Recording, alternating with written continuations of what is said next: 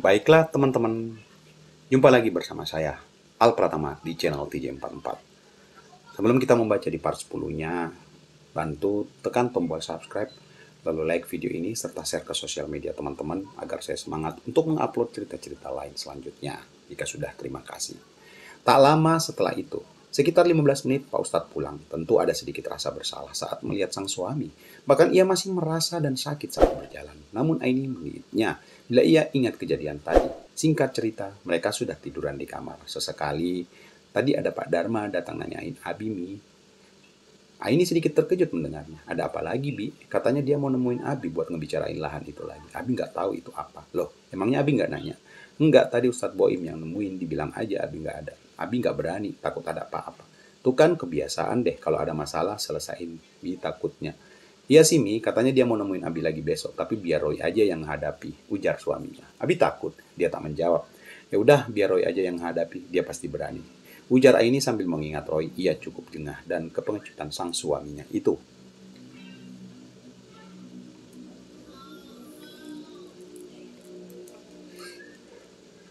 Dia juga yang jadi pria lelaki di rumah ini. Dia penguasa rumah, ujar Aini dalam hati. Ia tertidur sambil memikirkan Roy malam itu.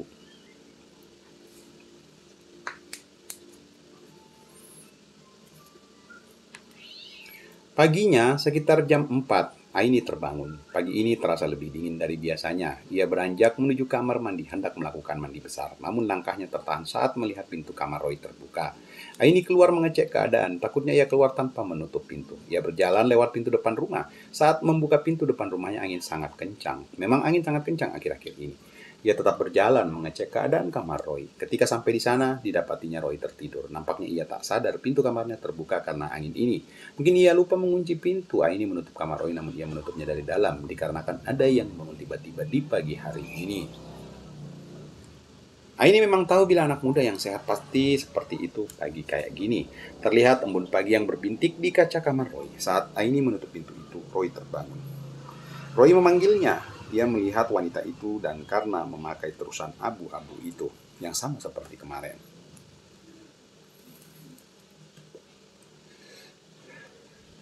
Pintu kamar kamu kebuka kena angin, aku kira kamu keluar. Aini tersenyum. Sini Aini, ujar Roy. Tunggu bentar, tahu nggak? Ustazah menyetop melangkah. Nanti siang kamu harus menghadapin Dharma, soalnya Pak Ustadz takut nggak berani. Kamu pasti berani kan? Tanyanya lagi. Iya Ustazah. Kamu kan lelaki Roy, penguasa rumah, penguasa wewenang suamiku. Nanti aku kasih bonusnya ke kamu, bukan ke suamiku. Ujarnya lagi. Boleh bonusnya sekarang aja? Kita adakan yang sekian, dan ya akhirnya Ustazah pun mengangguk keinginan Roy.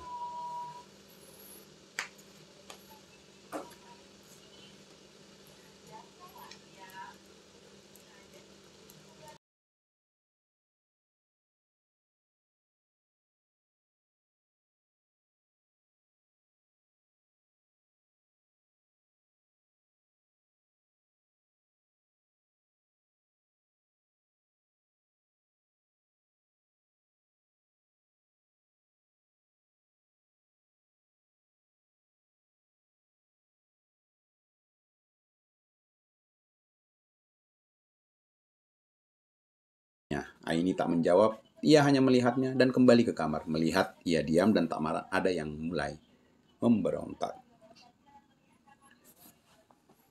Sekitar 3 menit kemudian, Aini sudah keluar dari kamarnya. Di luar dugaan, sudah menggantinya sesuai keinginan yang Roy inginkan. Roy senang. Aini sendiri ingin membuat pria yang sudah berkuasa di rumahnya ini senang. Pria itu menyuruh-nyuruh suaminya tadi. Ia ingin memberi bonus untuk lelaki ini. Lelaki yang sudah mengambil kuasa suaminya. Mendominasinya dengan menyuruh ini itu. Aini juga sering membayangkan momen ini terjadi ketika ia berada di kamar. Roy bersiul. Berangkat, ajak Aini. Roy berdiri menghampirinya. Matanya sesekali melihatnya. Apa aja buat tuan rumah, ujar Kurtasa berbisik sambil sedikit tertawa. Selama di perjalanan, Roy juga sering memperhatikannya. Ia melayani permintaan Roy dalam hal-hal kecil, seperti melihat rambutnya sedikit. Roy request untuk memegang telapak tangan sang wanita.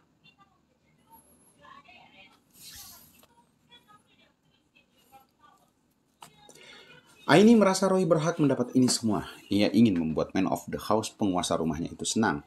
Ia ingin membuat lelaki itu bahagia. Karena meski bukan mahramnya, ustazah juga malah merasa bahagia melakukan ini semua.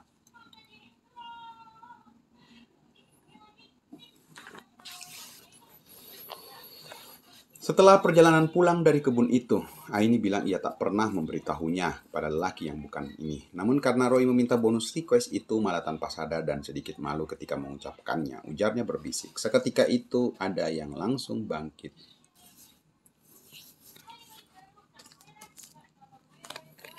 Sampai di rumah, Pak Ustadz sudah standby di pipir dengan berbagai macam baskom. Ia bersiap untuk melakukan pemasekan. Kacang-kacang itu ditemani Ustazah. Pak Ustadz menuruti perintah Roy untuk datang lebih cepat. Ustazah hampir tidak percaya suaminya sudah standby di sana sesuai perintah. Sengaja Ustazah memang pulang terlebih dahulu. Ia sudah sampai rumah dari semenjak keseruan di kebun tadi. Awalnya Roy ingin bermain seru-seruan kembali sepulang dari rumah. Namun ternyata suaminya sangat taat menuruti perintah Roy.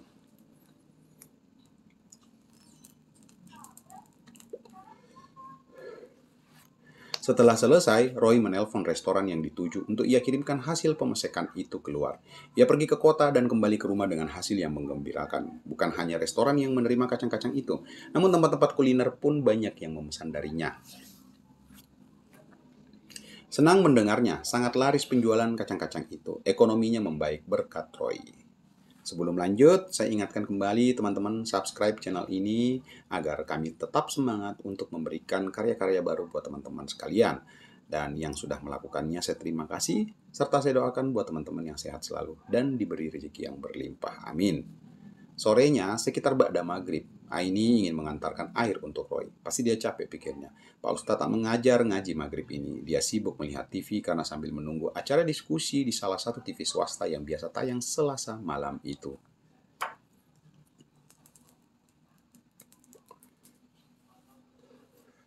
Tanpa sepengetahuan Pak Ustazah melepas hijabnya saat hendak pergi ke kamar Roy. Awalnya ia ragu, hendak memakainya namun request anak itu ingin melihat rambutnya meski Pak Ustadz di rumah. Ia juga masih memakai apa yang tadi Roy request. Saat masuk ke dalam, Aini melihatnya. Ia terlihat sangat alpa di mata Ustazah. Kamu pasti capek, ujar Ustazah yang berjalan menuju meja. Roy menghampirinya. Ia melihatnya itu seketika menelan ludah.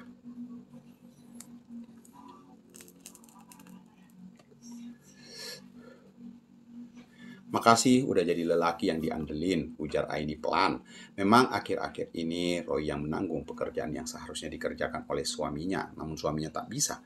Roy seperti menjadi untuknya.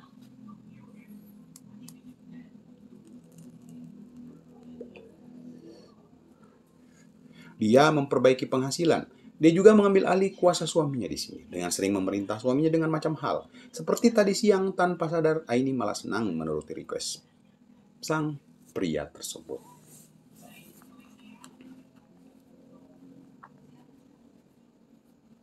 Bonus, ucap Roy. Request lagi. Ucap Aini sambil tersenyum. Mau bonus apa?